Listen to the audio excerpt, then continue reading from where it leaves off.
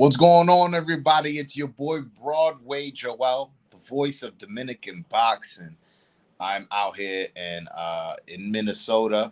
I'm currently in my hotel room uh, before the fight, and some big news dropped last night about Javante Davis versus Ryan Garcia. How that's been made official. Also, I haven't had a chance to talk with you guys about the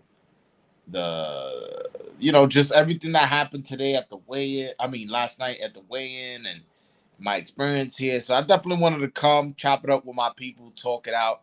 And in fact, let me throw the link. Let me throw the link in the chat right now in case anybody wants to hop on, man. Again, I'm out here in Minnesota, and I got some time to kill before the fight starts.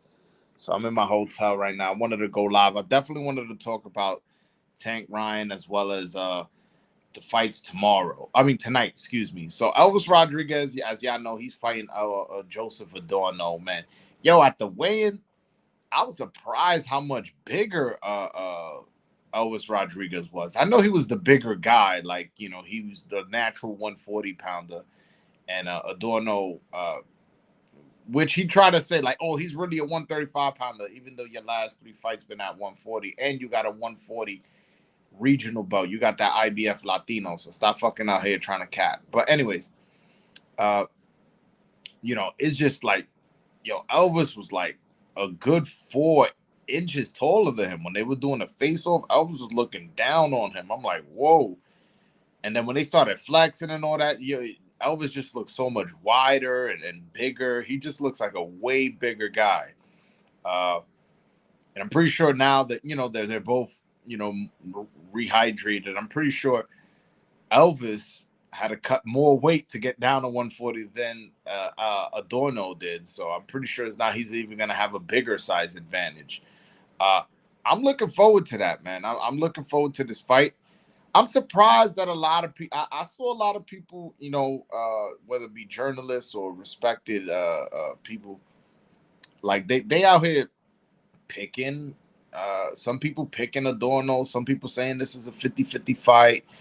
I honestly, I ain't see it that way. I thought Elvis should be a big favorite, but hey, man, if y'all saying this is a 50-50 fight, and especially if y'all picking against Elvis, I don't want to hear no excuses as to like, oh, who Elvis beat. Nah, man.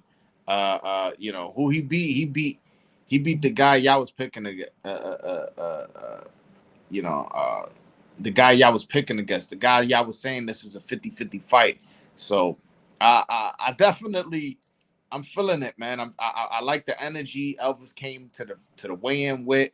I like one point where Adorno's like, he tells the interviewer, I think it was Brian Custer, he's like, yeah, man, either I knock him out or he knocks me out. You know what I'm saying? That's how the fight's gonna go. And when they ask Elvis, like, oh, what do you think of that statement? He goes, yeah, he's right. I'm gonna knock him out. He's like, yo, I'm gonna knock him out. So yeah, I'm really looking forward to seeing his comeback. It's been too long, man. It's been almost a year. It's been 11 months since Elvis Rodriguez hasn't fought.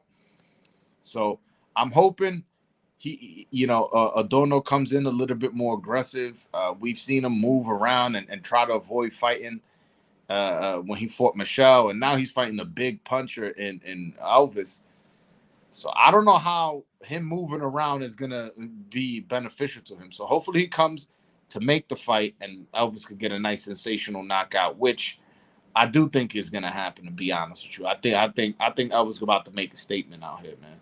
And but we'll see. We'll see. Again, some people pick it Adorno, which surprised me. Some people telling me it's a 50-50 fight.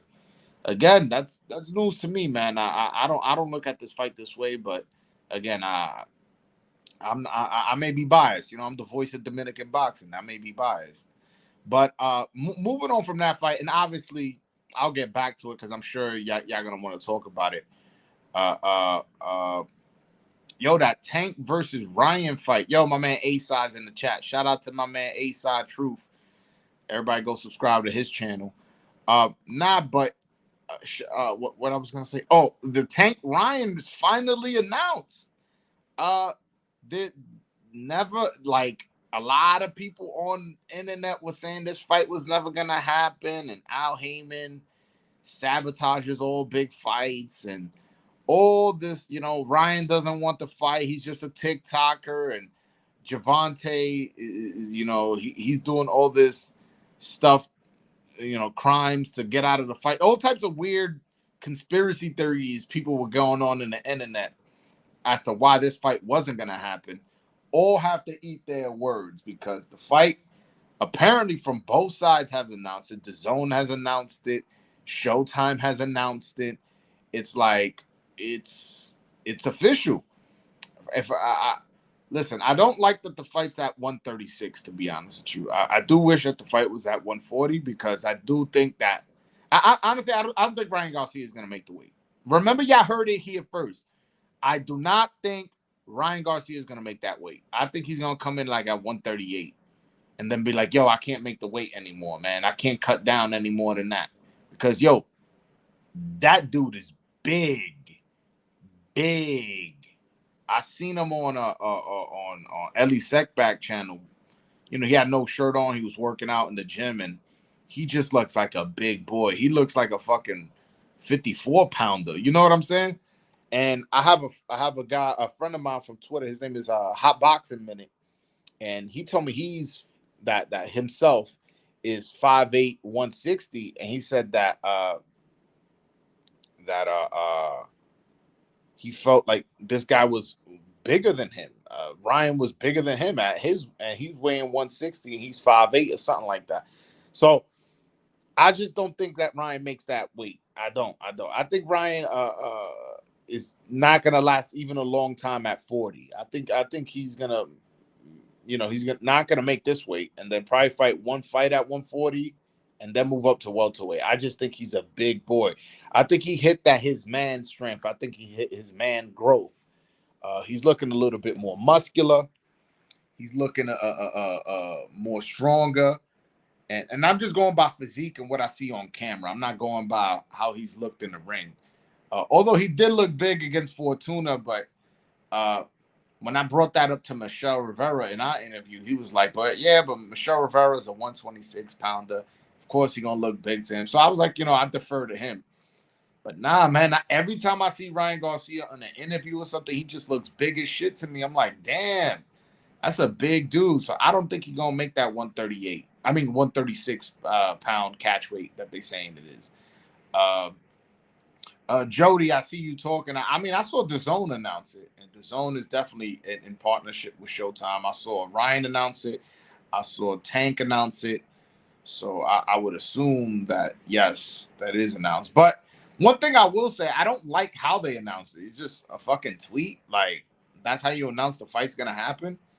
Not no video, like not at a sporting event, like right at, in the halftime of a basketball game, or you know what I'm saying? I just think like it could have gotten way more creative in announcing the fight, because it doesn't have that big announcement feel. It doesn't have that like, whoa, they just announced it. It's kind of like, I feel like everybody's kind of like, oh shit, we got the fight. We heard they had been in negotiations. That's cool. But the reason that they got that reaction is because of how it was announced. It was announced on Twitter. Very few things on Twitter gonna get you super duper excited. You know what I'm saying? You might be like, oh shit, they finally got the fight, but that's about it. As opposed to, yo, they announced the fight and it was a fucking highlight video of them knocking each other out, them talking shit to each other's, and doing this, and then it got announced that way, or like I said, a halftime at the All-Star basketball game, or something. Like, figure it out, man. Figure it out. I feel like a tweet that's something fucking like a little kid would do. I don't know. I would announce it here at the Armory right before the Subriel Matias fight. Just make an announcement, show a video, make an announcement in the ring, as well as for the people at home, show them a video, a nice 2-3 minute video of Ryan and Tank talking shit to each other, highlights of each of them, their knockouts, and what they're gonna do to each other, blah blah blah. Like, I don't know. I just feel like they could have got a little bit more creative. Yo, but I put the link in the chat, man. Anybody wants to hop on and talk, man? I'm definitely with that. Oh, I'll talk about Subaru Matias and Ponce, man. Yo, listen, I've been flip flopping on this fucking fight for mad long, and I was like, finally, I'm gonna make my pick, and I picked Ponce, right? I picked Ponce to win by KO. By the way, this fight not going 12, so I picked Ponce to win by KO, and then I talked to Ponce and I talked to Matias, and the energy is just so much different when it's Matias, man. Matias is like a killer, man. Like that dude's a goon, mad aggressive. And he talked that shit. When I had him on camera, he was talking, like he's talking like a boxer. Like it's gonna be a good fight. I ain't think when I looked in his eye, he didn't look scared. I didn't intimidate him. Blah blah. I was trying to get him to talk his shit, but off camera, he was telling me, he's like, "Yo, bro, I'm going in there to fucking fight. It's gonna be a bloodbath. I can't wait. I can't wait till this fight happen. This fight gonna be fought at the short distance. It's gonna be an inside fight. It's gonna be a brawl." And blah, blah. I was like, "Whoa, man! Like, these dudes really talking that. Well, he's really talking that shit." But when I talk to Ponce, it's kind of like, no, he's a great fighter. I'm just going in there and I'm a fight. We respect each other. And yes, I can fight him on the inside or on the outside. We'll see how the fight plays out. And it's like, he's giving me all these cookie cutter answers. And I'm like, I don't know. It just felt like he was kind of like, yeah, it's a fight. It's a fight. We'll figure it out. Like, kind of like, we'll see what happens. And Matias is like, nah, this is a fight and it's going to be a war. And I'm going to make sure it's a war. And I'm going to make sure I come out the victor. Like, it almost felt like he was a lot more confident. And also, Ponce's taller, which the fight, I think, is going to be on the inside, so that his height might actually be a disadvantage. And also, yo, he's like lanky and skinny and shit. Yo, Matias is solid. You know what I'm saying? I'm not saying he's like fucking the Hulk. Like Matias is like the Hulk. But he's definitely bigger physically. He's not taller, but he's bigger physically. And when the fight's gonna be fought on the inside, which I think it is, the taller fighter has the disadvantage, and the stronger fighter has the advantage.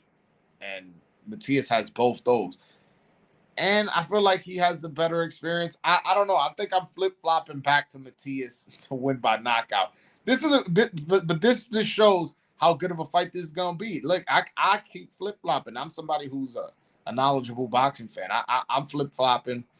I'm backing the Matias pick, but again, I have no idea. I'm not gonna say that with certainty. I'm not. Mill City Boxing in the chat. Shout out to Mill City Boxing, man. One of the hardest working dudes on YouTube, man. We've got some really good interviews out there. He actually interviewed Elvis, so Elvis and Freddie Roach. So like he out here putting good work, putting in a lot of work. He has a lot of interviews, man. I fuck with his channel heavy. Puerto Rican Rum, my man. Yo, tonight our boys are going at each other. Puerto Rican Rum. We got Joseph Adorno, who he's from Pennsylvania, but both his parents are Puerto Rican, and my man Elvis Rodriguez is Dominican. So you my man, Puerto Rican Rum, but we're gonna be against each other tonight. I know you probably rooting for your boy, and I'm gonna be rooting for mine. So I'm looking forward to the fight, man. I'm really looking forward to seeing Elvis again. Y'all know, like, I'm really high on Elvis. Like, I think Elvis is that dude. I think he's special. I think he can crack. I think he's the Dominican I have the highest stock on, to be honest with you. And y'all know I don't like picking favorites and shit like that. Like, shout out to all the other ones, but you got to be honest. That's who I think I'm highest on. You know what I'm saying? And that's Elvis Rodriguez, and he's gonna have a chance to to show what he's about. He's gonna have a chance to show what he's about tonight. And if he could get this knockout, and by the way, I don't know if this fight is gonna be for the IBF Latino belt that has what's his name has Adorno has. I don't know if it's gonna be for that belt because, from what I understand, they weren't weighing Elvis the next day. Uh, and I know when you fight for IBF regional belt or elimination belt, excuse me, or elimination, you got to weigh in the next day. So I don't know. I don't know, man. Uh, I hope it is because I want Elvis ranked, man. I'm tired of looking at the rankings and not seeing Elvis ranked in none of the sanctioning bodies. That's some bullshit, man. That's some bullshit for a fighter this good, this talented. But we'll see. We'll see if he puts in a outstanding knockout and knocks this dude out, 2 fucking rounds. I mean, I hope one of the sanctioning bodies go. Wait a minute, he would look good in one of our belts. You know what I'm saying? So I'm hoping they make it happen. They make it happen. Yeah. Yeah, Elvis looking big, man. Elvis is looking that very big. Oh, my man Puerto Rican Rum says he wants to see the winner fight Gary Antoine Russell. That he thinks Russell is beatable. Yo, I'm with you, bro. I think Gary Antoine Russell is one of the most overrated fighters in boxing. I think he has that 100% knockout ratio where at least 2 of them shouldn't have been a knockout. Those were very early stoppages, especially that Victor Postol fight. There wasn't that many fucking minutes left on the. I think, if I'm not mistaken, it was like 40 seconds left in the fight, and he was never seriously hurt, and the referee stops the fight. So he definitely has 2 stoppages where I don't think. And also, I seen him get hurt, man. I seen him get hurt by Rancis Bartolome in that first round. The thing is, with Gary is he just rushes in, and when you facing a puncher like that, you get yourself hurt, man. And I think Elvis with that right hook fucking destroys him. I think he fucking just cuts his eye or breaks a fucking cheekbone or something. But I think Elvis gets him out. Man, I think he gets him out early. I think he gets him out like 4 or 5. To be honest with you, just because uh, uh, Gary is so super duper aggressive, where he's gonna run into a shot, and Elvis is a big puncher. So I would love to see the winner, which will be Elvis Rodriguez, fight Gary Antoine Russell. But from what I heard, Jake Donovan reported that PBC is trying to slow down. What's his name? Is trying to slow down Gary Antoine Russell. They felt like they were moving him a bit too fast. That Rancis Bartolome fight, uh, uh, kind of like spooked his team. Like, maybe we moving him too fast because he did get hurt in that first round. And you imagine he would have got knocked out in the first round by Rancis Bartolome? That would have been crazy. And although he did win the fight, and I want to say in pretty dominant fashion, not super dominant, but he definitely is definitely clear who was winning the fight. But I don't think a stoppage was warranted. At least not then. A lot of people tell me like, "Yo, the stoppage is gonna come. Look how consistent he was landing. Look how hurt he was having. You know, having what's the name, Bartholomew." But I don't think that's the case, man. I don't think that's the case. Hold on 1 second. I don't think that's the case because, yeah. But whatever. Point is, I don't think he's as good as people making him out to be. I lost track of it. It's hard to read the fucking comments and then think and then talk at the same time. But yeah. So I would love that fight. But again, I don't. I think they're trying to slow him down. I don't think they're trying to match him up to tough. And to me, a fight with Elvis, that's tough. And yo, Gary Antoine Russell, he's ranked like I think in all 4 sanctioning bodies real high. I think he's ranked like number 3 in the WBA or is it the WBC? It might be the WBC that he's ranked like really high. He's ranked like number 3. So I don't know. I don't know where we go with that. maybe I don't know what's next for Elvis, but it looks like they put him fighting Adorno, who had a 140-pound IBF title, regional title, on the same card where the IBF championship is being fought for in Matias and Ponce. Kind of looks like they on a collision course. I don't know. I'm not saying it is. And again, I just mentioned before that I don't think Elvis is fighting for that title. But yeah, like I don't see why that fight can't be next. Two Latinos, Caribbean Latinos, one Dominican, one Puerto Rican, both knockout artists, both exciting. Uh, both only have one loss. I honestly cannot see why that fight can't be next. But again, I don't want to play matchmaker. Let's focus on Adorno and see what he does there, man. Because for real, man, I want to see what he does. Yo, by the way, man, Freddie Roach, who's Elvis Rodriguez trainer, solid dude, man. Yo, we had like a fucking 2-hour conversation, just us two, just chopping it up. Just, hold on 1 second. Just us talking, just us chilling, man. Like him telling me stories about Pacquiao and Tyson and Sugar Ray Leonard and Eddie Futch and Customado and just he had endless amount of stories. Teddy Atlas.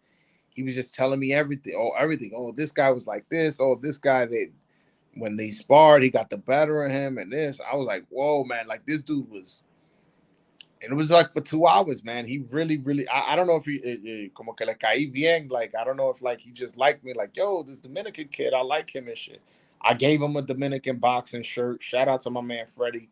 If y'all follow me on Instagram, y'all would have seen that. Same thing with Twitter. I posted up the pictures there with him holding the shirt as well as wearing it.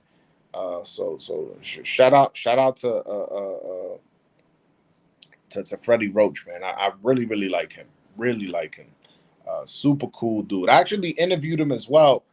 I may drop the interview probably tomorrow. I'll see. Maybe tonight. Who knows? I'll see how I feel. But nah, man.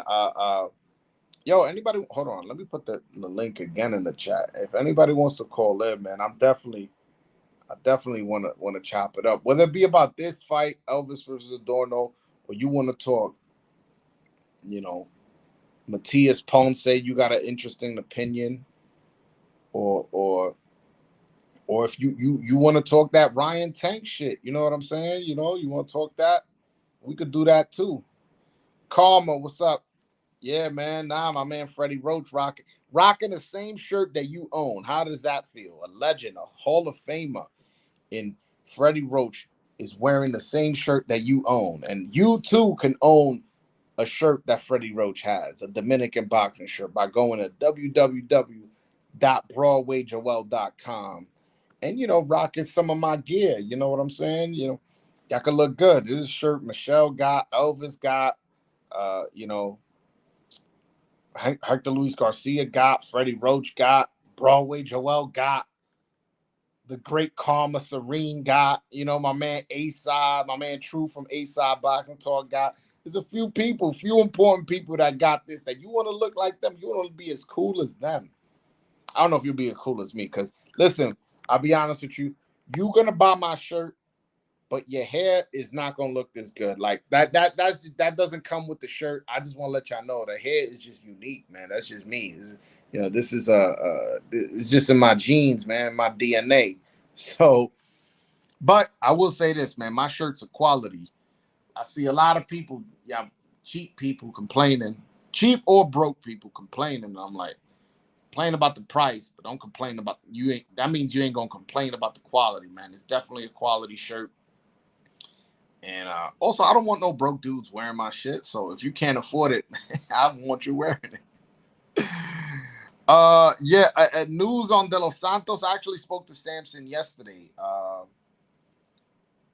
But I'll just wait until that video drops. That video drops sometime Monday or Tuesday. Yeah. But the thing is, it's frustrating. I'll say that. It's frustrating with the De Los Santos situation. It's frustrating. It's just frustrating. But yeah, nobody wants to fight De Los Santos. Yeah, man. I don't know. Yo, after that performance, man, you got to get that guy in the ring. Yo, that fight was in October. We at we at February, basically March. It's like, damn, like the buzz for that shit already kind of left. You know what I'm saying? They should have looked to throw him. He should have been on this card or some shit. Or I don't know. I don't know. Yeah, Puello's really fighting Rolly. They just don't got a date yet. They just don't got a date. Um, Hopefully he's on a big on a big card. I not. Oh no, I'm lying. It's not gonna be on an undercard. From my sources had told me that it's gonna be its own main event. Where I don't know. I don't know. Yeah, I gotta put this up. He goes. Carver says it's really good quality, y'all. I'm not just saying that because Broadway has nice hair either. Shout out to Karma. Nah, it's definitely good quality. That's why it's at the price point it is because I'm not gonna sell nothing cheap, man. I'm not gonna sell nothing cheap because I ain't cheap. You know what I'm saying? I'm expensive. You know what I'm saying? You want to chill with me? I'm pay per view, man. This should be a pay per view. Matter of fact, everybody in here, send me $5 super chat. Yo, but I'm surprised. Yo, y'all not really that excited about the Ryan versus Tank fight. It looks like yeah, nobody on here really talking about it. You know what I'm saying? Uh, uh, uh, I'm surprised. I'm surprised. They talk about April 22nd is the fight. April 22nd. It was originally slated for April 15th, but from what I understand, there were holdups in negotiation because of Oscar's deal with DAZN. That they were negotiating as far as how their contract situation would be, and it was a whole holdup, and that's what held up the fight. But it wasn't neither Gervonta Davis or Ryan Garcia, regardless of what people think that oh yeah, Dominican they didn't want the fight. They Ryan Garcia didn't want the fight. Oh no, it was Tank. He's ducking and Al Heyman. Al Heyman doesn't want to put any of his fighters in tough fights. And it's like they both wanted it. The holdup was just Golden Boy and DAZN negotiating their deal. So, like, we it's funny. It's just funny how unrational and uneducated people are on certain situations, man. It's just ridiculous.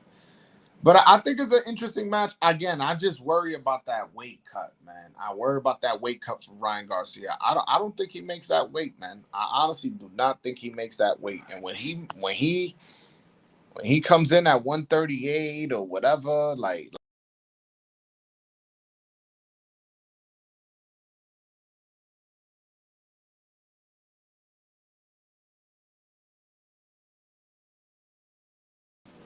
oh my bad.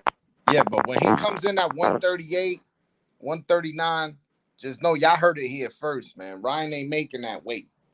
Ryan ain't making that weight. And if he does, he gonna look like a fucking skeleton, and they're gonna be holding him up on the scales. He gonna have to strip down. They're gonna bring the towel out. Like it's gonna be that type of weigh-in, man. I don't think he makes the weight though. I don't. I really don't. Yeah. Uh I'm curious because I'm curious as to has he been sparring? Has he been getting ready? Has he? What's the situation with that? Like, because I see him in the gym. He training with Joe Goose, and he out that in that gym in Van Nuys. Uh, but I don't know if he's been sparring. I don't know how much ready he's been getting, or if he's just in there beating bags and running and doing push-ups and pull-ups and sit-ups and shit like that. But has he been sparring? Has he already got those southpaws lined up? Like, yo, listen, I need you to be be as good of a southpaw as you can because I'm facing one of the best in all of boxing right now. Yeah. But honestly, I think Ryan Garcia is faster, and you can make an argument that his left hook is harder than any punch Gervonta throws. I feel confident in that. I feel confident in that. Saying that, to be honest with you, he's taller. It's just he doesn't have as good as feet as Javante Davis. I don't think his boxing IQ is high as Javante Davis, and also he doesn't have the experience Javante Davis has. And again, I also think he's gonna be a weight drain. He's gonna be weight drained at 136. I think he moved up to 140 for a reason because he can't make that 135 pounds. So you just add him one more pound, like, hey, we're working with you at 136. It's like, yeah. I mean, a pound makes a difference. Don't get me wrong, but it's not going to make the difference that 5 pounds does, like how he is, because he is a natural 140. And again, I don't think he's going to stay at that 140 weight class for a long time either. And by the way, this happens every now and then. Like, um, Roberto Duran didn't have many fights at 140. Sugar Shane Mosley didn't have many fights at 140. Those guys, they went from 135 and they went pretty quick to welterweight, both those guys. And I'm sure there's other examples that I can't think of. Uh, I'm like another example is in the opposite is Jose Benavidez fought at 54 in his last fight, and his father's walking around saying he's going to fight at 40. So a lot of times, finding your weight, adjusting to your weight is a process, and I think Ryan, after trying to make 136 and then possibly fighting at 140, his next fight, he's gonna realize and be like, nah, like I think I need to move up. I don't think he has a long shelf life at 140. Yeah, at 140, yeah. I really don't. I really don't. But yeah, man, yo, anybody wants to call in, man, hop on, man. Definitely. I feel like y'all shy, man. Yo, if you never called in, now's your time, man. Now's your time. I'm telling you to call in. Hit me up. Chop it up with your boy, man. Um, but let me play out how I think the Elvis Rodriguez versus Joseph Adorno fight go. Um, so I think that the fight basically uh, Elvis is a bit of a slow starter. I think Adorno is gonna be moving around. Probably wins the first 2 rounds. Then after that, Elvis just starts opening up, starts punching in combination, starts breaking him down. He may get caught with a few counters and hard counters too, because Adorno's okay, but I just don't think that. I just think Elvis is big enough where he can absorb those shots, and Adorno's not gonna be able to handle those punches from Elvis. Elvis is too big of a puncher. I think he breaks him down, ends up stopping him. Sometime around the eighth. Hold on, I'm about to add my true Eastside boxing talk. What's going on, my brother? What's going on, my boy? Chilling, man. What's good? What's good, man? How you feeling about this Tank Ryan announcement, man? Talk to me. Nah, it was again just like you said. Boxing is in a weird place right now, so it was a little disheartening to see just a tweet as the announcement. Like, you know what I'm saying? It was like it felt. I guess it felt a little bit underwhelming, but I think part of it is because again I'm just used to seeing boxing being conducted a certain way, and it seemed like with this, and again I think we are to blame too with the rise of the new media and more. I think we just get into a more digital time where just the glitz and glamour just costs money, and so these guys is looking to possibly cut corners, possibly do whatever it is they want to do. We really see DAZN go with the glitz and the glamour and the show and the big walkouts and the fireworks, and that's something that Belanga even spoke about was one of the reasons that he want to sign because Eddie's like, I'll pay for you to come out with whoever you want to come out with, and they kind of going towards that, whereas we get more Zoom pressers and this things of that nature. So I mean, it was a little disheartening to see, but I'm excited as hell. Yeah, it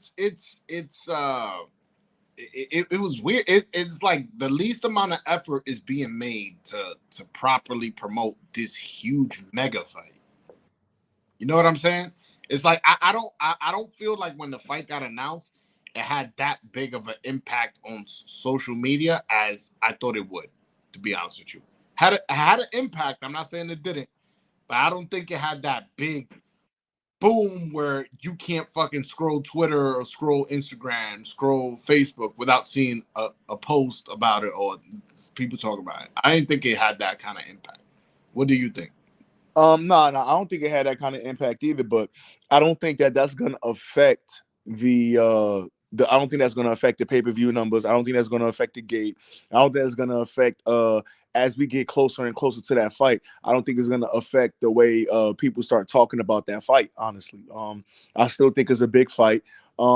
It makes me wonder as far as going forward because that's easily the biggest fight of the year, period, from any platform, any network. So if That's that huge. fight was announced was kind of announced in like a lackluster way, it makes me worried about like other fights and how they gonna be perceived, or it's just a one off maybe from that promotional company because they was dealing with the zone and Oscar. Maybe they wanted this announced 2 weeks ago and had a whole grand plan, but because it's getting closer, they had to move the date off and it'd be a lot of shit going on, man, behind the background that we don't know. So, I mean, I give them the benefit of the doubt. I feel like if maybe they could have put out something big, they would have done it. You know what I mean? So, At least, yo, you couldn't announce it with a poster, with a graphic, with a video, like something low budget like that.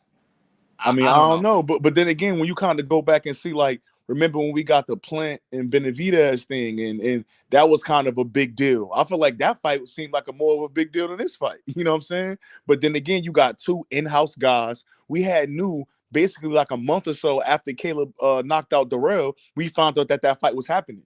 You know what I'm saying? Yeah, And so, I mean, but you never know, man. Again, man, we just got to see the rollout leading up to how excited. I'm sure the 24/7 is going to be crazy. You know what I'm saying? Or the all access. I'm sure that's going to be crazy. You know what I'm saying? for sure.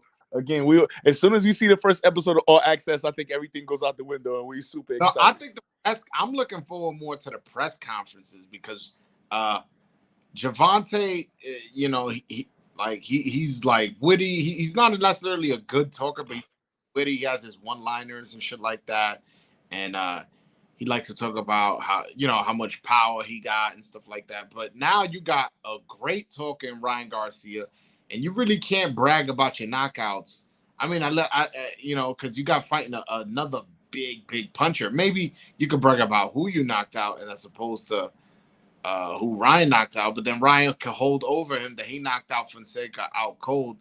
Barely got a glove landed on him when it took uh Javante what like 7-8 rounds or something like that. And I'm not saying that's a valid excuse. I'm just going by what he might say at the press conference, how he might try to get under his skin, how they might have to be pulled apart because they go jawing at each other in the face off and shit like that. I'm looking forward to the press conference to see how that plays out, man. Yeah, nah, me too, man. But I wanted to kind of bring it back to Elvis, man. I know that's your boy. Again, I heard that yeah, you like you said, you the highest on him. If you can, man, if you could tell him a message from truth, man, tell Elvis that we know he's a great finisher. We know he could do that. But tell him the fans want him to start fighting before the third round, and we want him to show us that he's a killer, not just a great finisher. Right? When he got you hurt, you're out of there for sure. I want to see Elvis put that killer instinct on with Adorno.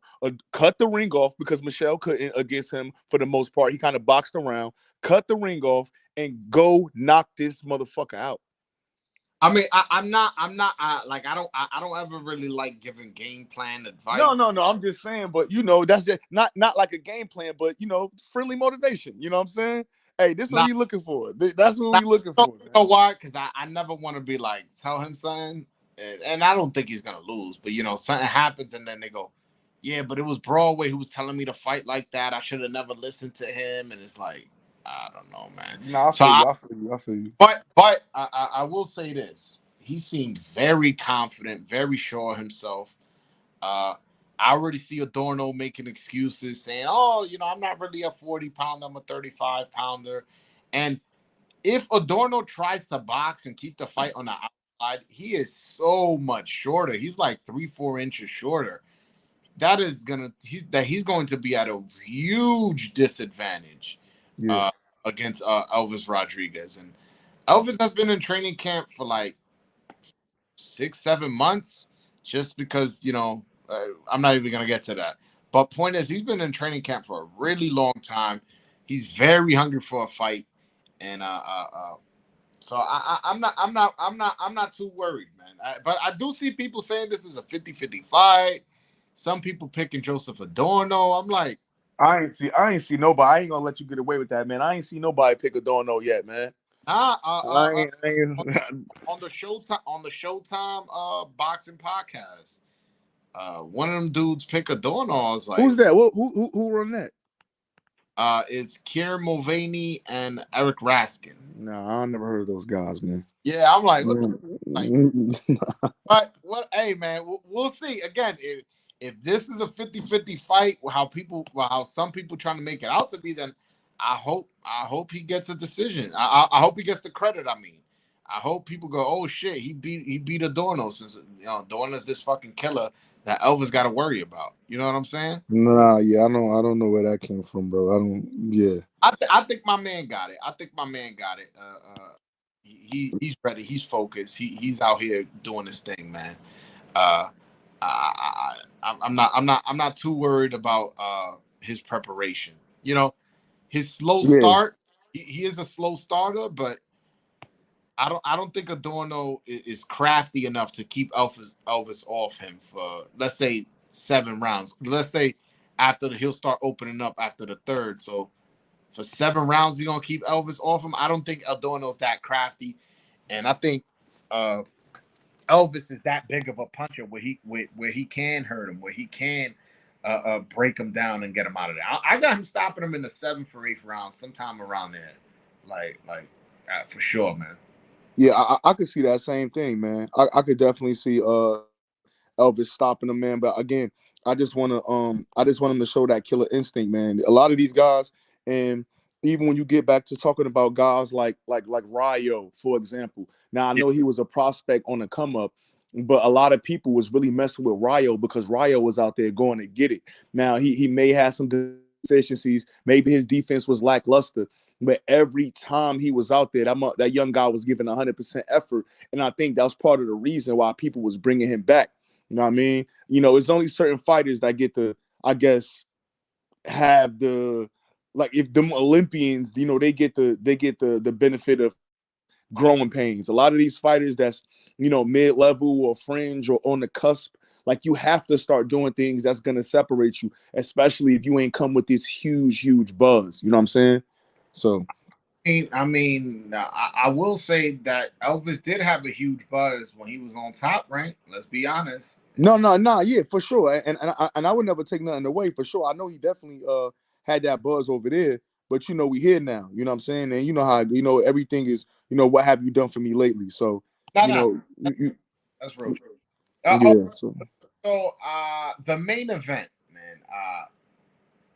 Me and you, we've been on spaces, we've been on Twitter, we've been on your channel, my channel, telling everybody how this is going to be a war, how this 50-50 fight, how this may be fight of the year.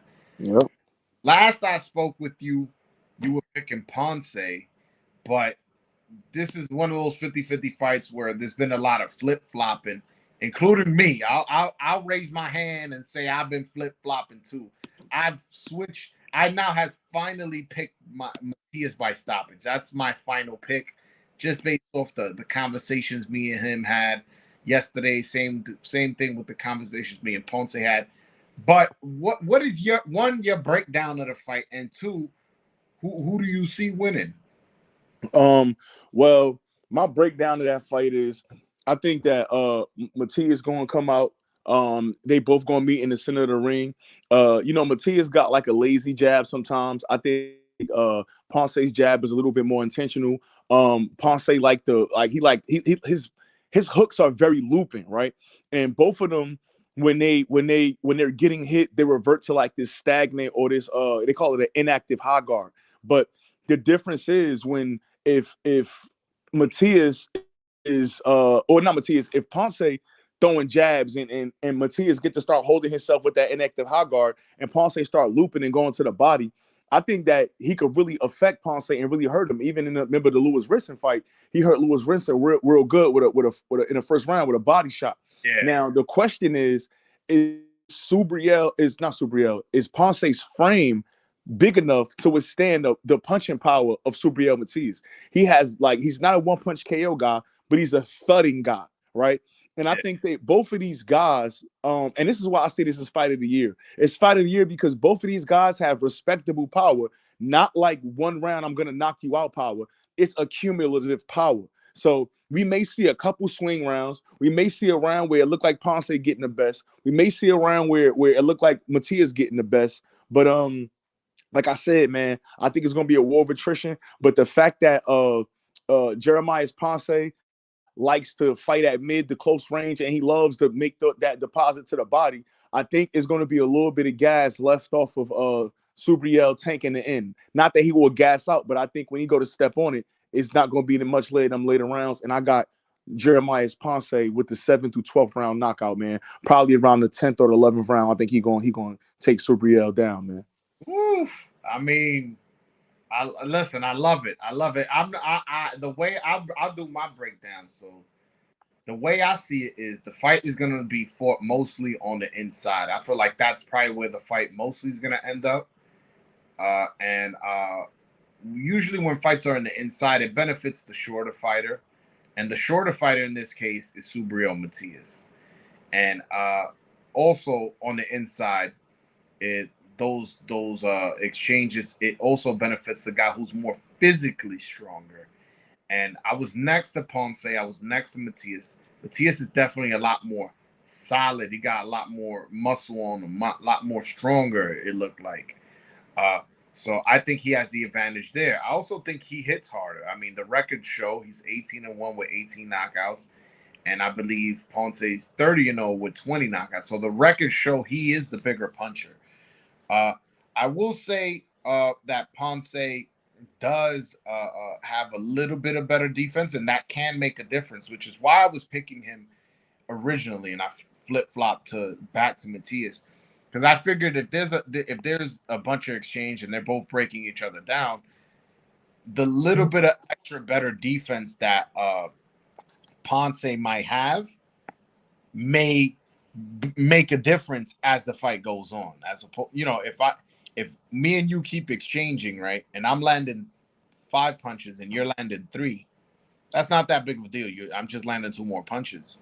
Now over the course of 10 rounds, 11 rounds, 12 rounds, those are gonna add up if I keep landing 2 more punches than you when we're exchanging.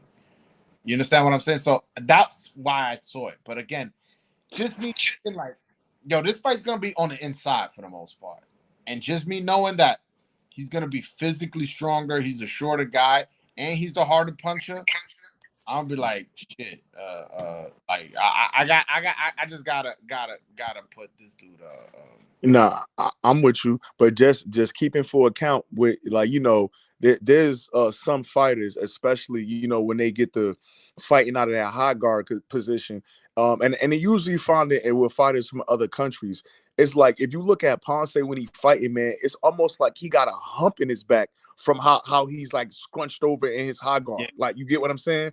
And I think that's because he recognizes that he's the taller fighter, and so he does that to give himself somewhat of an advantage. Because at 5'10", 5'11", I think he is 5'10" or something like that. You're I think always, I mean, at 140, huh?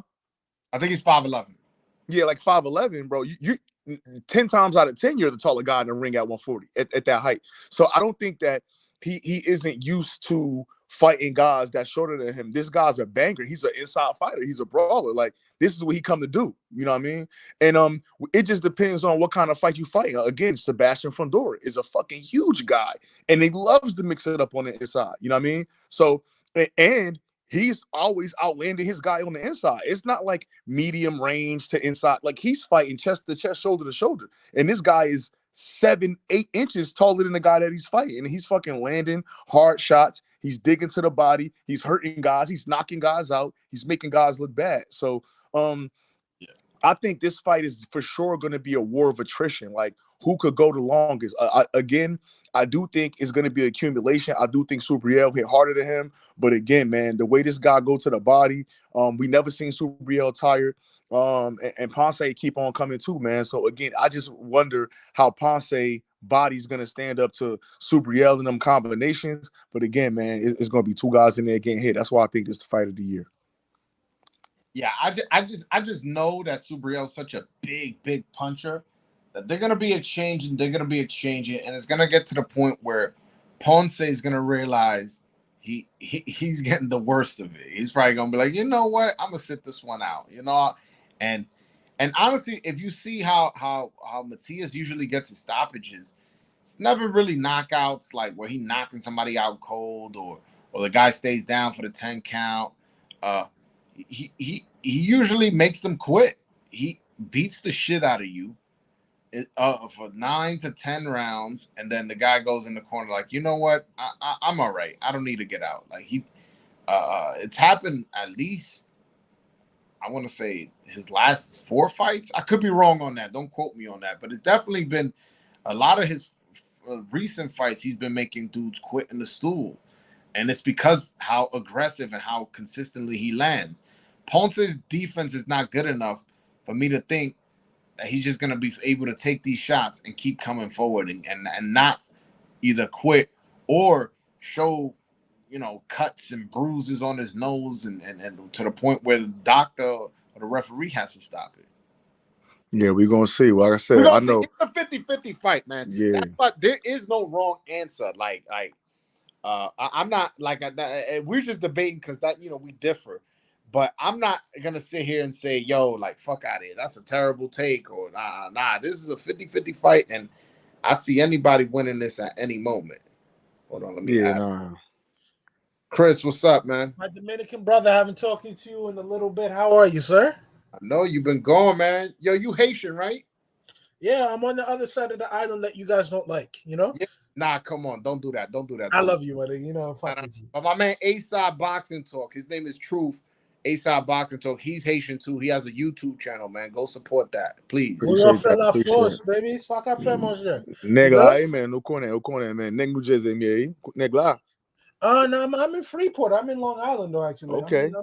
Yeah, yo, they just talk mad bad about Dominicans right there. I know a little guy. No, bro, Elvis Rodriguez versus Adorno, that's a fight, my nigga. Yeah, I saw that. Oh, man, I think Elvis is going to win because I think he hits harder than Joseph because Joseph is coming from a lighter weight. But, yo, that's fireworks. But I got Elvis winning that fight, though, because Elvis hit hard as shit. Nah, I do, too. But do you look at this fight as a 50-50 fight? More 60-40 Elvis Joseph. Joe can punch. Joe's explosive. Don't get it fucked up. But Elvis is the real deal, and his only loss is to a very good fighter, and his record does not show how good of a fighter he is. Kenneth Sim is no slouch, and it doesn't mean that Elvis is a bad fighter that day. Anyway, either. And I think that day, I don't know why he was just so gun shy, but like that's not Elvis. That's not the Elvis I'm known for. He has a good right jab, good straight left hand. He could go to the body real well, but hey, a left hand of his is really, really serious. But now to Subriel Matias versus Ponce, Matias got the worst type of power. You know why? He hits you with his forearms. He has forearm power. He hits you with his arms. He doesn't turn his back into those shots. And dudes are fucked up for a long time. Like, bro, if you look at the Dada Chef fight, RIP to my man, bro, he wasn't getting hit with full-fledged explosive shots like you see, like how Mike Tyson throws explosive shots, but he throws his shots with all body in them. He puts his whole body into the shots. Subriel Matias don't put his body into those shots, and he still got power. So he has that freaky type of power that, yo, he's just gonna keep hitting you and keep hitting you and keep fucking you up bad. That last fight he had where the doctor had to come up and say, yo, we stopping this fight because we're not having a body on our in our commission. Anyan. Petros Ananyan. Yes, bro. Look at that fight. Can you tell me where he exerted himself to hit this dude? No, he doesn't exert himself. So the thing is with him, he can take a shot. He can take a shot. Not the best defense in the world at all, but he's going to keep fucking coming. He's like the fucking mummy. And he just does not see coming. Like, yo, but you laugh, but it's dead ass serious. You're right. Right at you. Hold on. I want to read this quick super chat real quick. Shout out to Ariel Alvarado. Yo, my man. Shout out to you. You always be coming in now and then with the clutch $5 super chat just to show me love. So I just want to give you a big shout out for sending me man. You know what I'm saying? Like, I'm out here in Minnesota, covering this on my own dime. I don't have no sponsors. And yo, before you say anything, I'm proud of you, bro. Hold on, Chris. I don't have sponsors. I don't have people that comp fucking flights or hotels for me. So you sending me $5 is definitely helping me out. So I appreciate that. It says, my boy Joel, looking forward to seeing the pre and post fight content this weekend.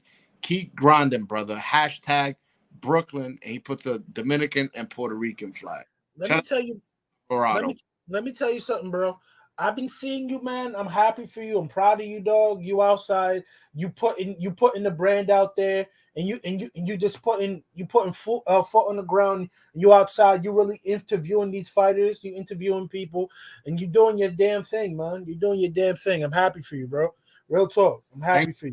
Yo, but another dude putting in work, man. My man Asa Boxing Talk. My man Truth, man. Yo, I'm doing your thing, man. I'm doing your thing. But yeah, I remember seeing you from a hip hop channel, and you did something else, man. I'm happy for you, man. Yeah, I'm happy for you. And yo, the Armory is a good place, a good little place for these boxing shows. Not in February, bro. Yo, bro, I was outside, man. I was talking, and yo, bro, it looked like I was smoking hookah. How much fucking smoke coming out my mouth? You in Minnesota? Who fault is that, my nigga? That's you. PBC's fault. Why the fuck they throwing Elvis out here? Yeah, I don't know why they do that. That shit's crazy. Yeah, man. That shit is crazy. The main event is a Puerto Rican versus an Argentinian, and on the undercard is a Dominican versus a Puerto Rican, and they threw it in Minnesota. That's a fight they could have. If you can't, that I don't think they should have brought that fight to New York, because they only do fights in Barclays Center, and I don't think none of those guys are on the card are big draws. But that's an Atlantic City fight, Prudential Center fight. Who knows? That's from Huntington. That's the Paramount Theater in Huntington. Yeah, that or even Philly. You know what I'm saying? That's an East Coast fight. The Mohegan Sun in Connecticut. That's one of those fights. They're not Minnesota, man. I don't understand why. And in February, yo, bro, it snowed 2 feet of snow.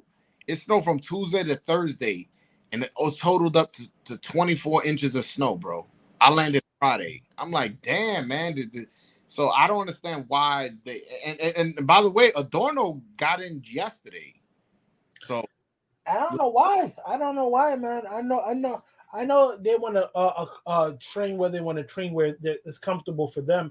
But if you're going to a cold climate, at least get in a week before your fight to adjust and acclimatize. You feel me? You don't got to go out and do the road work on that icy condition. You in a hotel, you get your accommodations, you get your fucking your treadmill, you do what you got to do. But like, yo, you got to acclimatize to where you're at. Because how long has Elvis been in Minnesota? He was supposed to get here on Wednesday, but he got here Thursday. Oh, so it's. Oh no, he was supposed to get here. I don't remember. Either Tuesday. He was either supposed to get here Tuesday. He came on Wednesday, or he was supposed to be here Wednesday and he came on Thursday. One of the two. I don't remember. Okay, so it's no better for him, but it's slightly better. But hey, it is what it is. That's a good fight, man. That's a very good fight. I saw that. Oh shit. Yeah, man. And again, I just hope that this win gets Elvis ranked. That's my problem. Like, yo, since he's been on PBC, he's been nothing but spectacular. And he's another one that's made 2 people quit on PBC. He made Romero quit. He dropped him, and the guy just stood down on the floor, waited to the count of 10. Velasco, same thing. Beat the shit out of him, dropped him 3 times, and then the third time, the guy waited to the 10 count, and then as soon as he hit 10, he got up. So he made 2 people quit.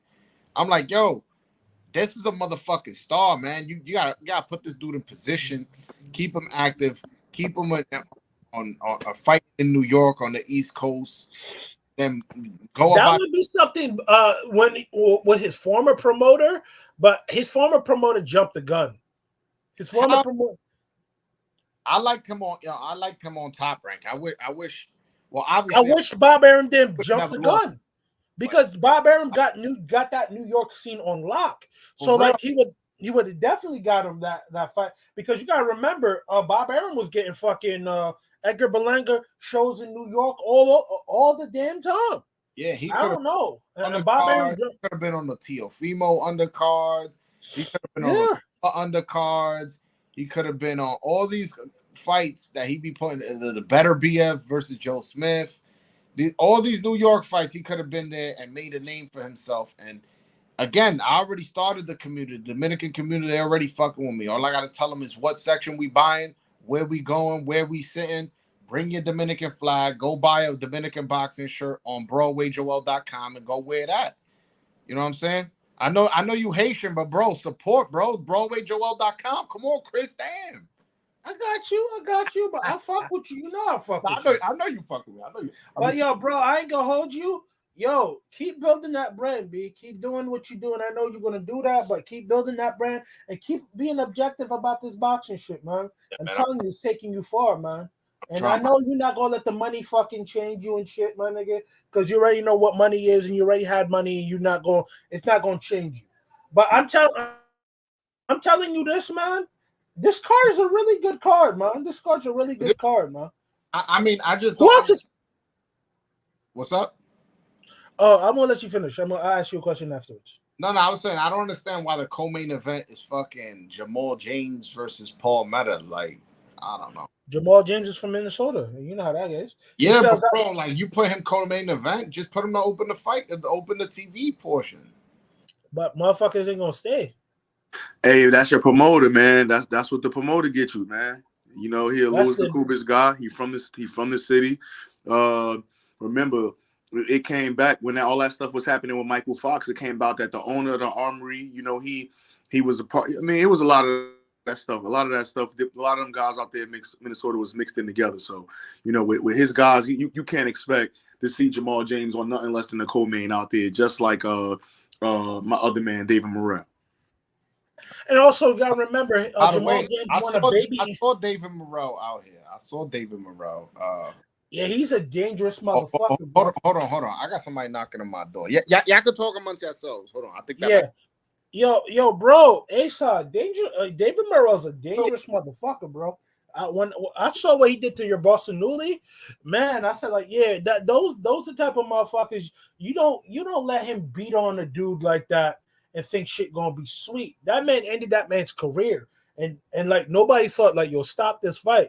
Like I was disturbed because I knew Patrick Day personally, and it brought me back to shit like that, and it's just like, fuck, man, save this nigga, man. Yo, I think. I mean, and I might be speaking, and you know what? I don't think I'm speaking too crazy. I think right now David Morrell might, talent-wise, skill-wise, I think he might be one of the best 168 pounders. I think, and really, this is just giving credit because of former performances. But you know, Canelo aside, I mean, I think he might be right neck and neck with all of them guys. You know what I'm saying? And shit, right now, who knows? I mean, the performances that the last couple we've seen from Canelo wouldn't say he's still the man. You know what I'm saying? So I think David Morrell. But you fighting dudes like Dimitri Bivol, who's a damn good fighter, who beat up a big ass light heavyweight. Sure, did he come up from 68, bro? But yeah, motherfucker's like 200 fucking pounds. But give me a second though. See, people, that's a surface thing. What you saying about fighting Bivol? The issue that I had with Canelo fighting Bivol is that he came with no game plan. There were no adjustments, and at the end, in the 8th and the 9th round, he gassed out and conceded to a loss, right? And so, if I'm gonna have you as a pound for pound fighter, the best or top 10, I'm gonna need fucking some in-ring adjustments. I'm gonna need an actual game plan. I'm gonna need you to not gas out in the 8th round, and I'm gonna not just lead you. I'm gonna need you to do more than just say, you know what, fuck it, I lost. It is what it is. Let me just do my best not to get knocked out. If I'm gonna have you in my top 10, I feel you on that. I do feel you on. Got him in your top 10. Come on, man. That's a little extreme. No, I'm not saying that, but I'm just saying. I'm just saying when you look at what happened in that fight in particular, that's not what a top 10 pound for pound fighter would do. Does they find a way? I feel you. They do find a way, and I do respect that. But like, hey, I ain't gonna hold you. There's been pound for pound talent that fought other pound for pound talent, and they've been they've been made to submit. I'll give you a perfect example. Wilfredo Gomez versus Salvador Sanchez back in the early 80s. But Wilfredo had a game plan. It's just and that shit got beat out of him. Yeah, but he got the shit beat out of him. But Canelo was just punching arms. He came in with the same game plan that he had for Callum Smith. It's a tall guy. Let me punch his arms until he drop him, and then I'm gonna get the win. But even with that game plan, arm punches are not counted as punches. Period. So you wasting punches in a high stakes a fucking gamble to hopefully this guy's arms are tight. I feel you, and and what you're saying is 100% true. I do feel you on that. But my thing is, Bivol does that to damn near everybody, bro. Outside of Artur Beterbiev, because I haven't seen that fight. Listen, Craig Richards had a better performance against Bivol than Canelo. That's wild. True.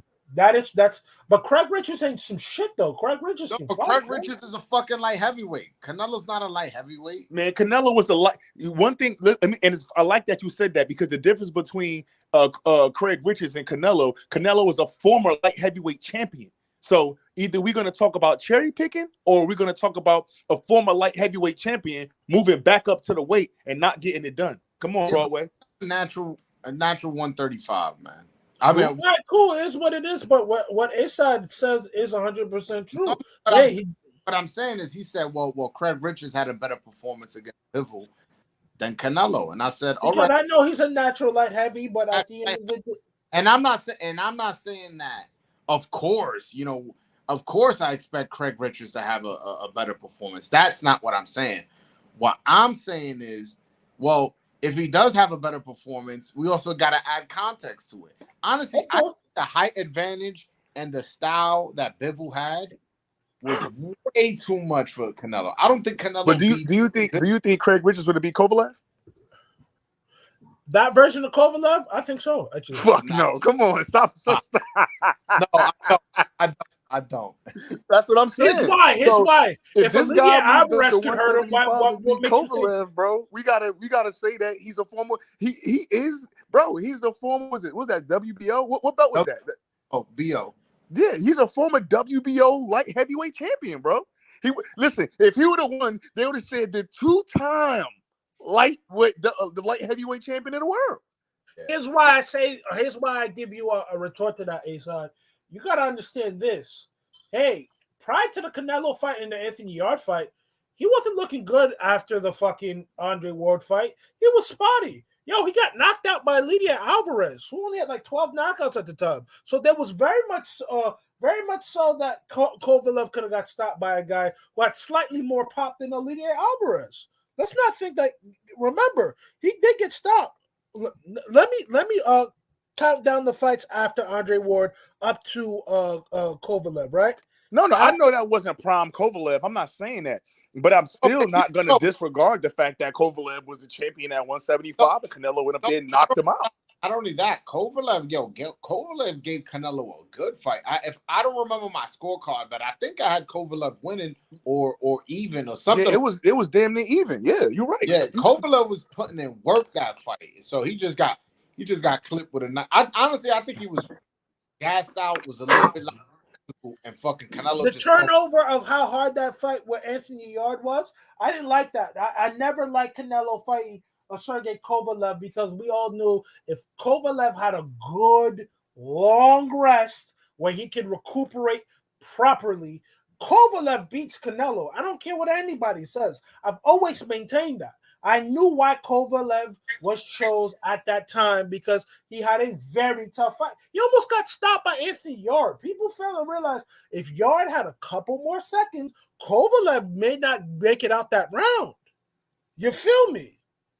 Yeah. There's a reason why fucking Canelo fought him and did that. So I think that light heavyweight shit is kind of cheapened, yes. But hey, he's light heavyweight champ of he was light heavyweight champ of the world, and also, hey, Kovalev signed that contract, but it never sat right with me. You feel me? Yo, wait. Since we talk about Bivol, yo, y'all hearing the rumors that he may fight Beterbiev in Abu Dhabi or in the Middle East or somewhere? Yeah, I seen that. They paying it their way. If they make that fight, yo, I will be super duper excited. Like, I would want to go to that fight though. I ain't gonna hold you. The brawler for undisputed, the guy with 100% knockout ratio. Oh my God, that would be super duper exciting fight for me. So let me ask you a question. Let me ask you this, Broadway. Let's say that fight does get done. Is the winner of that fight #1 pound for pound, or is the winner of the Inoue Fulton fight #1 pound for pound? I mean, I go Inoue Fulton. I have to say Inoue Fulton because if I mean, yo, Bivol's resume is crazy though.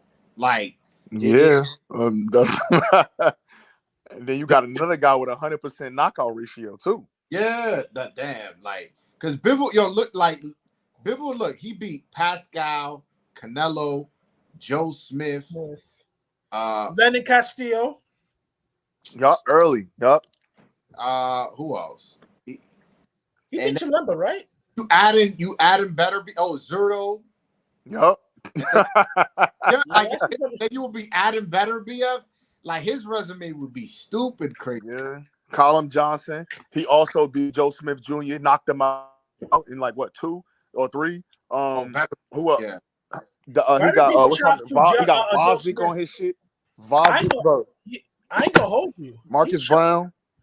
Yeah, my bad. I dropped my phone. But in Inoue, the thing is, if Inoue specifically beats Stephen Fulton, yo, like he's never been in a competitive fight. Like he's my #1 pound for pound currently. So you telling me on top of that, he's already my #1 pound for pound, and then he moves up in the division, takes the #1 guy, and let's just say knocks him out. I find it real hard to pick him over it. That I honestly don't understand. I don't. I fuck my man grocery shopping or something. I don't know. My man. Yo, Chris, what's going on, Chris? I'm talking to one of my family members. That's it. My man. I think it was back to what you guys were saying about yeah, you turn it off. Back to what you guys were saying about Bivol and yo, bro, handle what you gotta handle and come back. Yeah, just mute, bro. Just mute. I'm back. I don't know. You know, sometimes, you know, my mom come in my room, just, you know, really sometimes just do silly shit, you know, just to intrude. But back to what you guys were saying though, I honestly am leaning slightly to Beterbiev. Hey, Beterbiev is a lot older than Bivol, a lot more shot worn and everything. But it's just something about that dude's power. When he hits dudes just don't recover from that type of shot. Like Joe Smith has always been known to be durable. And his only loss prior to that was when he broke his jaw back in the day against a guy named Michael Benga. But that was a long time ago, and he's always showed punch resistance. Yo, Beterbiev walked through him like a hot knife through butter, bro. I ain't never seen some shit like that. Hey, let me tell you something, man. Dimitri Bivol is not going to be in a close enough distance for Beterbiev to land his world famous punch behind the head. You get me? So shit. Hey, go watch the highlights, good brother. Hey, what did he say? Go watch the highlights, man. Listen, he did that in the yard fight. I don't. He did, man. He. I think now look at the punch he knocked him out with. I think that was on the top side of his head, like right here. Right. And then it was crazy too, because a couple of them times where Yard had him hurt, he did that shit. That's like a fail safe. And that might be truly enough. He does it enough to make me feel like that's something that they practice in the gym. I'm not gonna lie to you. I truly feel like that. He rocking fucking sparring partners in the back of the head and shit. Yeah, you might not say it out loud, like, hey, do the back of the head punch. But it's like, hey, listen, we just practice like how together. Golovkin hit you with that cranium punch. You're not supposed to hit people on the top of the head like that at all. Oh, you talking about Golovkin? Yeah, but Yeah, I never heard that. I've heard people say that that's an illegal punch. I've never seen a point taken away or a warning or disqualification off of punching somebody in the top of the head. I never seen that. Yeah, back of the head for sure, but top of the head, I never. You honestly, you don't want to punch somebody in the top of the head because that's the hardest bone in your body. You could hurt somebody in the top. Golovkin don't be caring though. He dropped that left hook on top of your fucking cranium. You in all sorts of bother. Look what he did to Marco Antonio Rubio. He got hit with that shot. Rubio legs did a funny dance and everything, man. Yeah, nah, man. It's wild shit, man. But I think Bivol gets that. I think his footwork is just too sharp. His jab is just like a fucking, like a bowling ball, like a stick with a bowling ball at the end. And I also think that Beterbiev is wearing out a little bit. He gets cut in every single fight. I could easily see Bivol opening up a cut with those jabs, consistently rocking him in the face. So I will go Bivol, man. I will go. Bro, wait, Bivol gonna undress him, bro. Bivol gonna he's gonna fucking undress Beterbiev, bro. I'm telling you, man. And I also think he has the better resume. I'll be honest with you. I know he only has one belt, and Beterbiev got 3. I think he has the better resume, and I don't even think it's close. The only thing that's gonna save Beterbiev is that Bivol has not. Listen, if Bivol had a killer instinct, he would have knocked Canelo out. If he had that dog, like he's a fight, like he comes across as a fighter with a lot of humility. You get what I'm saying? Like he's fighting to win the fight. Simply, he's not. Now some guys they want to win, but they get that killer in them, and when they see you hurt, like Terrence Crawford, he wants to win, but his goal is to hurt you and knock you out. Period. That's it. Like if Bivol was able to, I mean, obviously it's too late now. He fucking 32, 33. He is the fighter that he's gonna be. But if that guy had killer instinct, I would be damn near trying to say that he one of the best to ever put gloves on, bro. Because this guy is a great fucking fighter. I don't see too many holes in his defense. His offense is very great. He's very durable. We've only seen him hurt a couple times, really, and really, it was the last second in that I think it was the 10th or 11th round against Joe Smith Jr. Like right before the bell ring, he got a little lazy, and Joe Smith Jr. rocked him, and then the bell rung. Yeah, and I think he was stunned. I wouldn't even say he was hurt. He got rocked, but he got hurt. No, he put his hands on the rope going back. Going back to the corner, I think he like put his hands on the rope. He put his hand on the rope. Yeah, he put his hand on the rope. He was hurt, bro. I don't think he was hurt to the point where like, oh shit, like had there been 30 seconds more, he would have got stopped. I think he would have got dropped though. I think he would have shot him on his kick. Maybe, but I don't feel like he was hurt to the point where I was worried. Like when that round ended, I wasn't like, oh shit, let's see how he comes out next round. I was more like, oh shit, he got rocked. Oh, good thing it was at the end of the round. And I knew that 1 minute recovery was enough for him to recover. I knew. It wasn't even a thought in my mind like, damn, this dude might not be, like not be 100% after that shot. But either way, hey, even if he was that hurt, he dogged it out. If that's the case. Yeah, and still won. Yeah, I will say this, though. Tank on slump Ryan violently. It's not going past 7. Yeah, he's gonna be on bad time with Ryan. I think he's gonna knock him out like 9-0 because I think he's gonna let Ryan again. Tank is what people don't give him credit for. Gervonta Davis is a very cerebral fighter. I will argue that probably boxing IQ wise, he's top 5 in the sport as far as his boxing IQ and his ability. Like, and so I say this with all respect, man. With all respect to Coach Calvin Ford. I want to say the last 3 or 4 Tank fights really has been Tank Davis making those in-ring adjustments.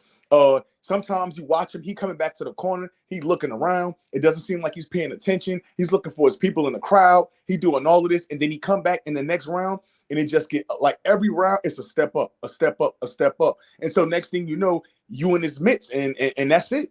You know what I'm saying? This guy's a great. He adjusts well. I mean, we seen him in damn near 7 rounds, losing to Mario Barrios. And then he adjusted and he was knocking Mario Barrios around the fucking ring. You know what I'm saying? And I personally think he was losing that fight through 8 rounds. I do. Even Floyd told him. Floyd was like, "Yo, you losing on the scorecard," and he was like, "What?" He got all worked up. He got all came out, and then he got the stoppage. But yeah, no, I agree, and I think this fight would have been a more competitive fight had it not been at a catch weight. I'll be honest with you. I may have given Ryan a chance to win, but the fact that the fight's at 136 and you facing one of the pound for pound biggest punchers, like between, like this, he's definitely top 5 between Inoue, Better BF, probably Regis Prograis and Tank. Like the pound for pound, those are the guys, and Deontay Wilder, obviously, that you talk about with big punchers. So you find a big puncher and you might be weight drained, and you don't have as good as footwork or boxing IQ as Tank. I find it hard to pick you, bro. Like, and I think, and I'm not of the, like, a lot of people shit on Ryan. I fuck with Ryan. Ryan got power, got speed, and he got length. I like Ryan Garcia as a fighter, and I do think he's going to be a world champion in his career, and I do think he's going to be like a great fighter. I do think that. I just don't think that. I think that this weight cut is going to cost him a lot more than he realizes. Yep, I believe so too, because ultimately he went up to 40 for a reason. He couldn't make 35, and he was always a big 35 too. Well, let's be fair. Let's be fair.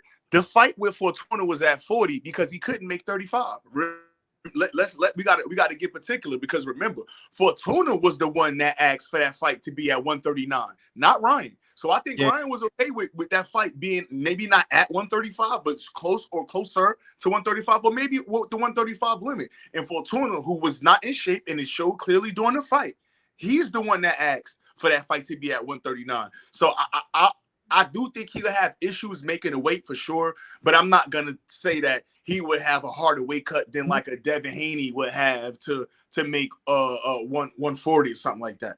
Devin should have been at 40 for a long fucking time ago. I don't know how the fuck he's going. I don't know how he's gonna fare against fucking Lomachenko, dog. I don't know. I mean, now, I honestly, if this was 3-4 years ago, I would have picked Lomachenko, but it's not 3-4 years ago. I think Lomachenko isn't the same. If you've seen that Jermaine Ortiz fight, Jermaine Ortiz gave him a lot of trouble. That's a big motherfucker, though, bro.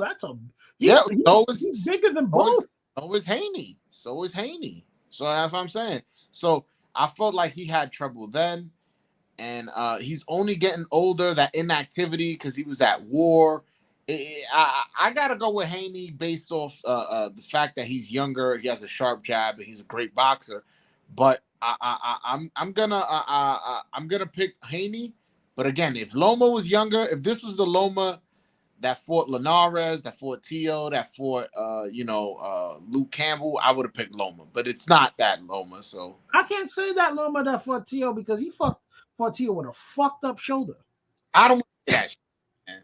I don't want to hear that shit. And it could have been, and the truth of the matter is, it could have been Lomachenko and Devin years ago, but he chose to become a franchise champion. Yup, and no one ever wants to talk about that. That is true. No one ever wants to talk about that. No, that is true. I would have picked Loma then, but hey man, he played his cards, and honestly, he.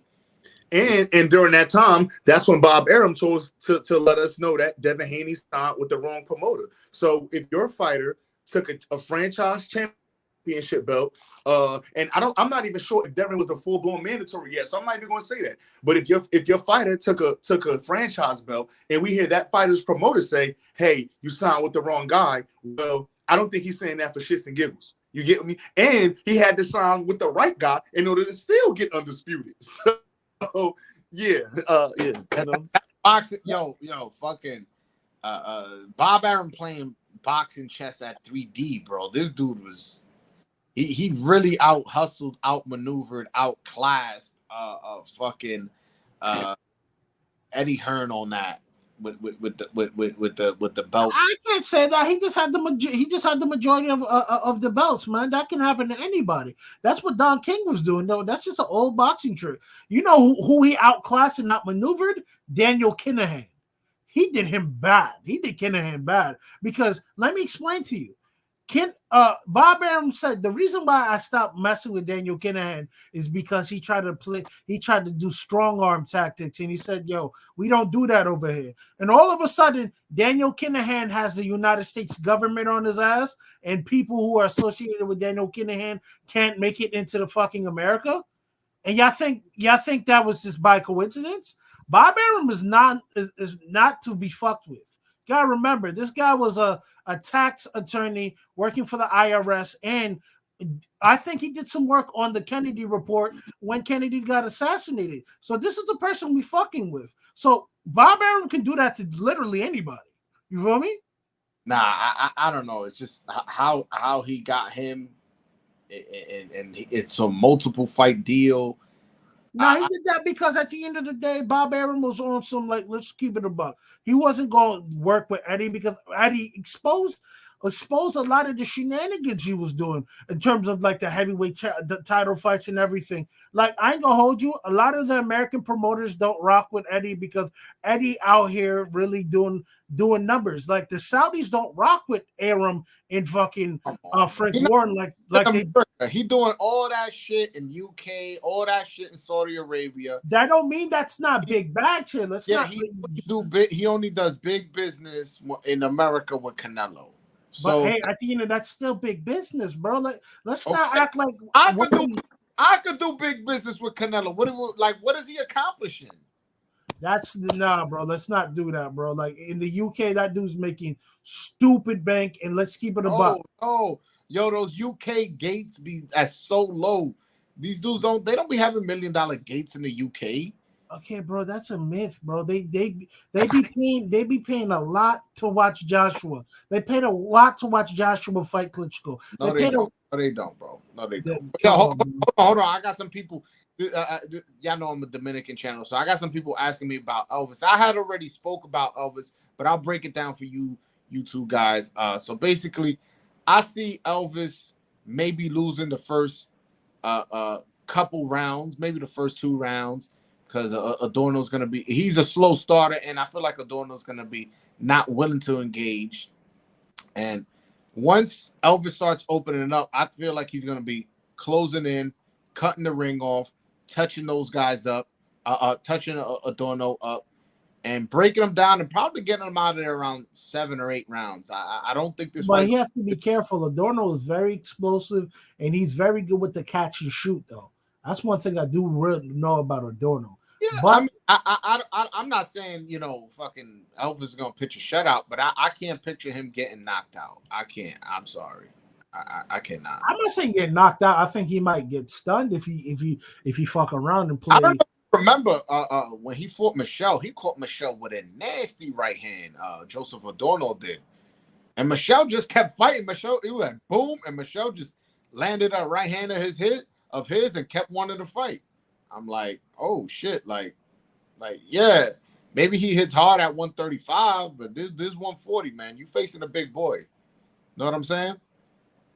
Dude's big as shit at 140. You could probably make 47 comfortably too. Yeah, but he's for sure knocking him out though. That's we could take that one home. He's gonna knock him out. I'm with you. I was shout out to Lefty. I see him in the chat. I was hearing his betting show, and MVO was like, he doesn't know about Elvis, that Elvis could get caught because he's Dominican and Dominican boxers are stupid and all this type of fucking weirdo shit that motherfuckers be saying. And I'm like, yo, bro, like, what gives you the impression that this would happen? Like, fuck, and like, the dude who gets hit with stupid shit is Gary Antoine Russell, who got fucking rocked and was on ice skates against Francis Bartholomew of all people. So Francis is punch, man, but like who the fuck Francis knocked out that makes you think like, damn, this guy's a puncher? Fuck out of here with that shit. That's the motherfucker that fights stupid. Gary Antoine Russell. I hope that's the next fight. I hope Elvis fights him. Just because, like, how people talk about this guy Gary Antoine Russell is how I see Elvis. Gary Antoine Russell is the most overrated fighter in boxing, bro. I don't In believe all the so. boxing, I think he can fight, man. yeah, I think he can fight. fight. Yeah, all right. Yeah, all right. Put him in against Elvis. Listen. That fight ends fourth, fifth round. That shit don't go past that. Fucking Elvis knocks his fucking head off. I I don't believe so. I'll bet whatever. And I know Elvis is gonna come out as an underdog. I'm betting big on that on Elvis. Elvis will beat the shit out of fucking Gary Antoine Russell. I don't believe so. Okay. All right. I'm not the betting type. I don't know. I don't know. He may catch Elvis with a jab, and the fucking ref might just jump in and stop the fight. I feel you. I feel you on that. That was some wild shit with the Bartholomew shit. I do remember. But hey, and the Posto. It's not just Bartholomew. And the Posto. No, he was lighting Posto up. Let's not do that. Yo, it was the 10th round. There was like 30 seconds left. And he was still getting peace, bro. I'm not saying Elvis is shit. I've always had high praises for Elvis. But I'm just saying my boy Gary Antoine's the real deal, bro, in my opinion. And last I heard Jake Donovan was saying that Gary Antoine's team wants to slow him down, that they don't want to keep moving him so fast. They don't want to that they after that performance against Bartholomew, they want to slow his progression. They saw that they need to work on some things. So they know. And maybe he does progress and maybe he does get better and maybe I change my opinion. But from what I've seen from him, that guy is not as good as people making him out to be. And he's not as good as his record says he is. He put him in against Subriel Matias, and Subriel Matias will fucking put his fucking eye socket through the back of his head. I guarantee you, he faces Regis Prograis, same thing. He faces Elvis, same thing. He ain't beat no big punches. I guarantee you, he to me, he is the most overrated boxer in boxing right now. To me, I feel you on. I'm on record. Oh man, Broadway, I don't know about that. I know. We've had this conversation, me and you, Asad. So I know you high on him, and I know you one of those people that believe in him. I don't, and history's gonna prove me right. History's gonna prove me right. In 3-4 years, you're gonna be like, damn, man. Like I remember, I thought he was next up, and fucking he faced Matias, or he faced Elvis. He just got knocked out, and it was kind of easy. And then after that, he just kept getting knocked out, and he never became what we thought he was going to be. That's a fact. It could be like that. But the funny thing is about Matias, right? Look, hold on. Let me say this about Antoine Russell. His style works good against boxers.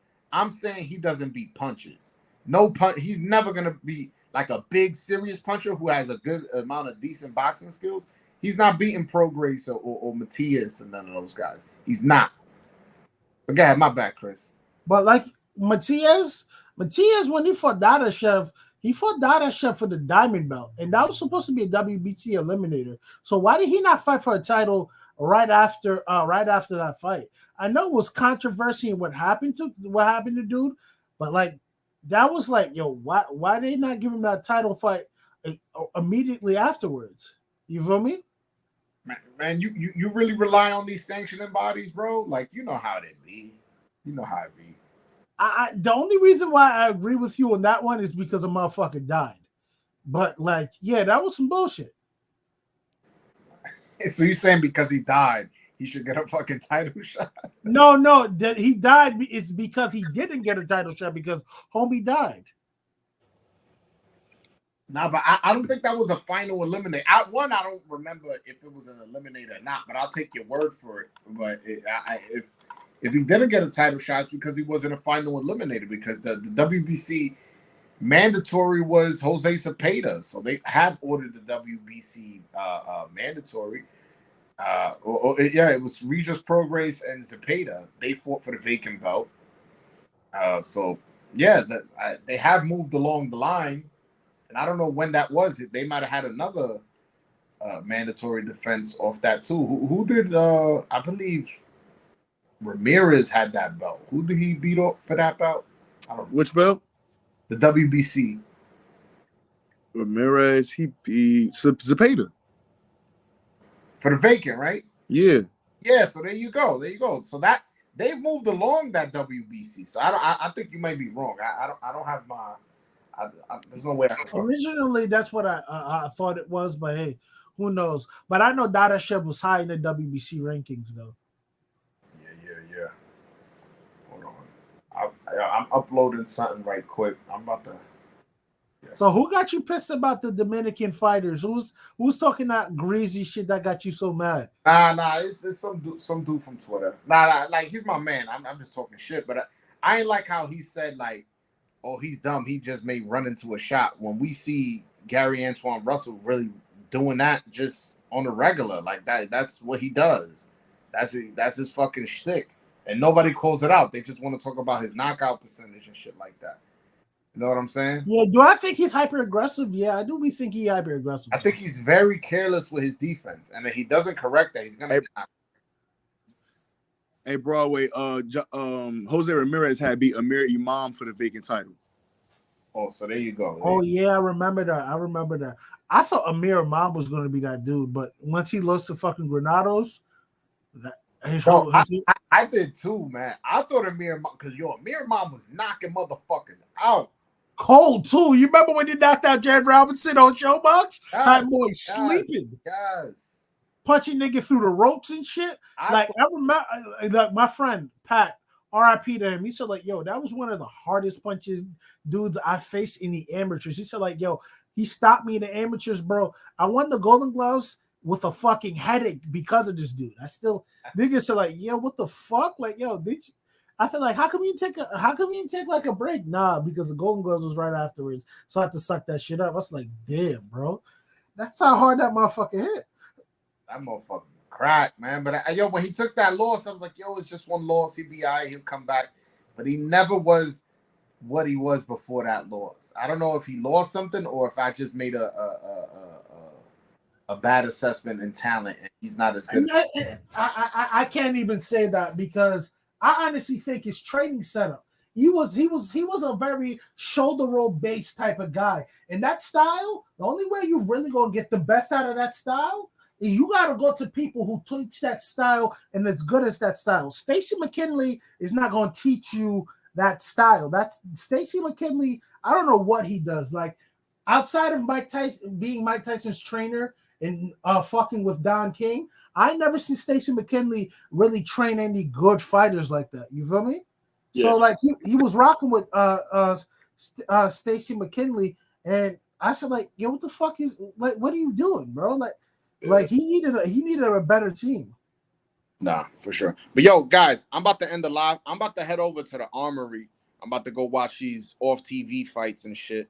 But I appreciate you, Chris, A-Side, for sure. Of course. Shout out to A-Side for coming on. Everybody hit that like and subscribe button to my channel. Also, go over to A-Side Boxing Talk. Go subscribe to his channel. And for sure, man, I'm looking forward to this fight. I'm looking forward to giving you guys some post-fight content that other people don't have. You know what I'm saying? And let's go. Let's go. This is gonna be a great fight, possibly fight of the year in the main event. And I'm looking forward to Elvis Rodriguez's comeback and seeing how he looks.